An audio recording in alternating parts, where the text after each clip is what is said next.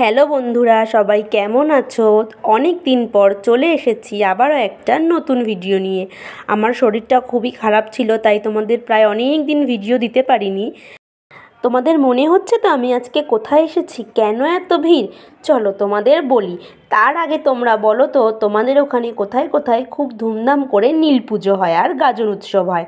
আর আমাদের এখানে গাজনতলায় খুব ভালো করে গাজন উৎসব ও নীল পুজো হয়। সেখানে আছে বাবা হংসরাজ, তাকে এই জলে রাখা হয়েছিল এবং আজকে সেটাই তারা সবাই মিলে তুলতে আসবে, আর আমি এসেছি সেটাই দেখতে। তখন বাজে প্রায় বিকেল 5টা। এই হংসরাজকে এই জলের নিচে রাখা আছে, সব সন্ন্যাসীরা মিলে তাকেই আজকে নিতে আসবে। দেখতে পাচ্ছ চারিদিকে কত ভিড়, প্রচুর লোকজন এসেছিল, আর অনেকেই এখানে স্নানও করেছিল বাবা হংসরাজকে মাথায় জল ঢালার জন্য। সব সন্ন্যাসীরা মিলে পালকি নিয়ে চলে এসেছে বাবা হংসরাজকে জল থেকে তোলার জন্য। দেখো ওই যে দূরে সবাই মিলে পালকিটাকে সুন্দর করে সাজিয়ে নিয়ে আসছে। চলো এবার তোমরা ভিডিওটা দেখতে থাকো।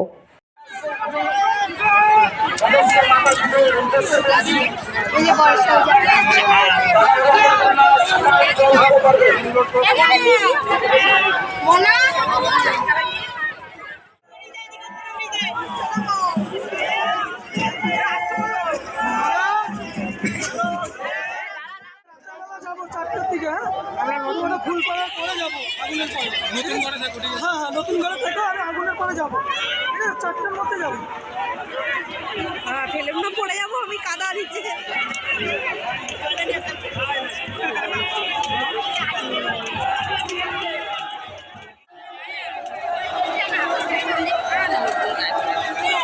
কেউ দেখো দিব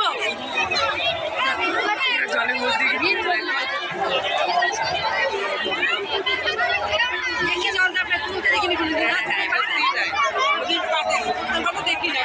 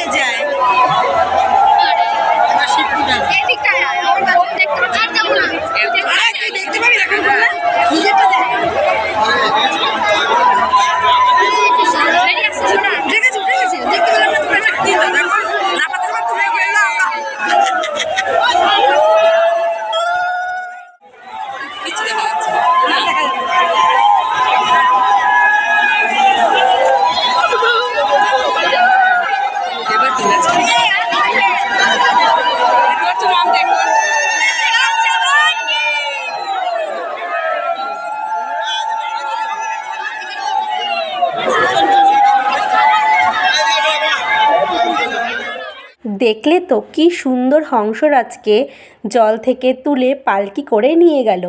দেখতে পারছো কত ভিড়, প্রচুর লোকজন ছিল। এবার হংসরাজকে নিয়ে যাওয়া হবে সামনেরই মহাকাল মন্দিরে। সেখানে পুজো হওয়ার পর সেটাকে আবার নৌকায় করে নিয়ে যাওয়া হবে ওপারে পোড়ামাতালায়। সেখানে পুজো হওয়ার পর অনেক রাতে সবাই এটাকে নিয়ে আবার ফিরে আসবে গাজনতলায়। এরপর কালকে হবে নীল উৎসব, নীল পুজো।